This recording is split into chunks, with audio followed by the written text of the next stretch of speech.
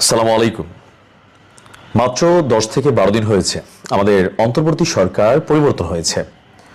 তো ডক্টর ইউনূসের হাতে বা তারই উপদেষ্টা পরিষদ সম্পর্কে যতগুলো তথ্য এই মুহূর্তে দুদকে জমা পড়েছে, রেকর্ড হয়েছে। তা আমরা যখন দুদকে এই ইউনূস সরকার বা তার উপদেষ্টাদের বিরুদ্ধে যখন এই অভিযোগ দেখলাম, তখন আমাদের অনেকের কাছে মনে হলো যে আসলে এটা কি সত্য নাকি জাস্ট একটা অ্যাজ রিউমার সরকার পরিবর্তনের পর। কিন্তু যারা মনে করছেন যে না ভাই এগুলো রিউমার, তাদের জন্য আজকের এই ভিডিওটা দিচ্ছি। ডক্টর ইউনূসের যে সিদ্ধান্তগুলো নেওয়া হতো, যেমন ধরেন তার যে 666 কোটি টাকা মাফ হলো, তার গ্রামীণের নামে লাইসেন্স নেওয়া হলো আদম ব্যবসার, আরো বিভিন্ন ধরনের, ইভেন এই যে বাংলাদেশের যে বড় বড় প্রজেক্টগুলো আছে বা বড় বড় সিদ্ধান্তগুলো হতো, সেগুলো কি তিনি ক্যাবিনেটে করতেন?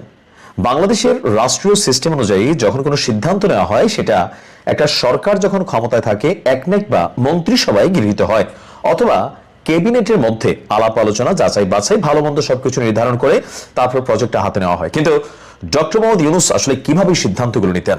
কেন উপদেষ্টাদের বিরুদ্ধে শত না হাজার কোটি টাকার অভিযোগ, কয়েকজন তো কামাইও ফেলছে। আসুন দেখি। ডক্টর ইউনূস সরকারের বড় বড় সিদ্ধান্তগুলো ক্যাবিনেটে নেওয়া হতো না। কোথায় নেওয়া হতো? ক্যাবিনেটের বাইরে। আর এই তথ্য কে দিয়েছেন? এই বিস্ফোরক তথ্য দিয়েছেন অন্তর্বর্তী সরকারের সাবেক উপদেষ্টা ব্রিগেডিয়ার অবসরপ্রাপ্ত এম সাখাওয়াত হোসেন, যিনি প্রথমে স্বরাষ্ট্রমন্ত্রীর দায়িত্ব নেওয়ার পর তিনি যখন বিষয়গুলো নিয়ে নানান কথাবার্তা বললেন, তখন জুলাই যোদ্ধারা বা যারা বিভিন্ন ধরনের ঘটনার সাথে কানেক্টেড, তারা রাতারাতি তাকে সরানোর কথা বললেন আওয়ামী লীগের সাথে একটা মন্তব্যের পর। এরপরে তিনি নৌ মন্ত্রণালয়ের যে দায়িত্ব সম্ভবত ওইটা পালন করেছেন। তো আমাদের এই সাখাওয়াত হোসেন তিনি বলছেন যে ডক্টর ইউনূস সরকারের ক্যাবিনেটে বা ইউনূসের পছন্দের বাহিরে কেউ যদি কথা বলতো, সেখানে যারা প্রভাবশালী ছিল, ভিন্নমত যদি কেউ পোষণ করত, তাহলে তাদের মতামত সাধারণ ছোটখাটো বিষয়ে সীমাবদ্ধ রাখা হতো।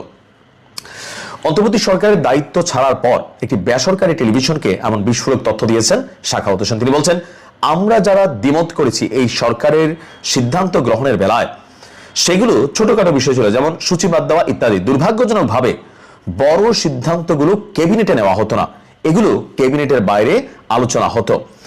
সব সরকারেরই একটি কিচেন ক্যাবিনেট থাকে, এমন মন্তব্য তিনি শুনেছেন। তবে সেখানে কারা ছিলেন তিনি জানেন না। অর্থাৎ তিনি বলছেন যে আমি দ্ব্যর্থহীনভাবে বলতে চাই যে আমি সেখানে ছিলাম না, তার মন্তব্য।